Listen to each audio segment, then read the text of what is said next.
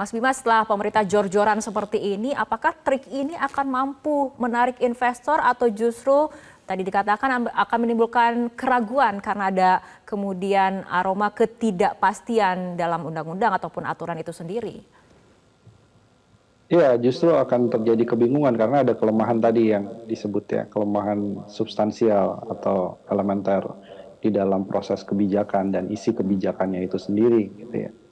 Kan begini ya, orang itu berinvestasi di suatu tempat, kemudian dia mengajukan HGU gitu kepada pemerintah dan pemerintah memberikan.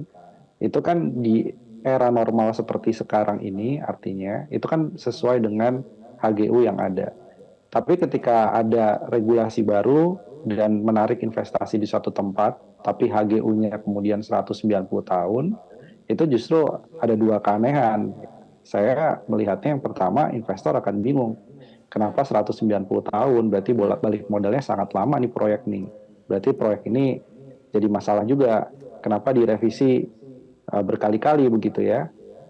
Ini ada apa nih? Berarti proyek ini secara prosedural mengandung banyak masalah. Kemudian yang kedua, selain dia panjang, ini kan ibu kota negara sekali lagi, dia adalah pusat administrasi. Tapi kenapa kok begetol sekali dengan berbagai cara memberikan insentif, HGU dan pajak untuk menarik investasi masuk? Yang namanya ibu kota negara itu, ya sejelek-jeleknya investasi yang masuk itu adalah BUMN gitu.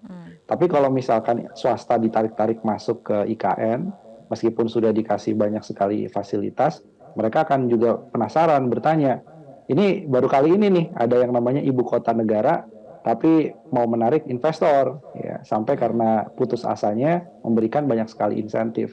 Jadi ini satu proyek ibu kota negara paling unik saya bilang di hampir semua negara yang pernah memindahkan ibu kota, Indonesia yang paling unik gitu. Bagaimana misalnya dari segi national security-nya, dari segi keamanan nasionalnya, kalau proses dari awal saja menarik investor, yang tentu kepentingan investor dengan negara ini kan ada beberapa hal yang beda gitu ya. Yang satu Oke, pengen untung, yang satu lagi ingin menjaga kedaulatan, menjaga keamanan wilayahnya. Gitu. Jadi nggak ketemu di sini. Makanya kalau disuruh memilih banyak investor, tanda tangan aja letter of intent. Tapi investasinya nggak di sana. oke. Investasi realisasinya lebih banyak di Jawa. Jadi kira-kira gambarannya adalah mereka bikin letter of intent itu hanya untuk bilang bahwa oke, kami mendukung pemerintah, tapi Oke, realisasi investasinya nggak di situ ya. Gitu. oke, Jadi baik kita pertanyaannya bukan LOI-nya seberapa banyak, tapi realisasi investasinya di IKN seberapa besar. Itu yang jadi oke. pertanyaan. Jelajahi cara baru mendapatkan informasi. Download Metro TV Extend sekarang.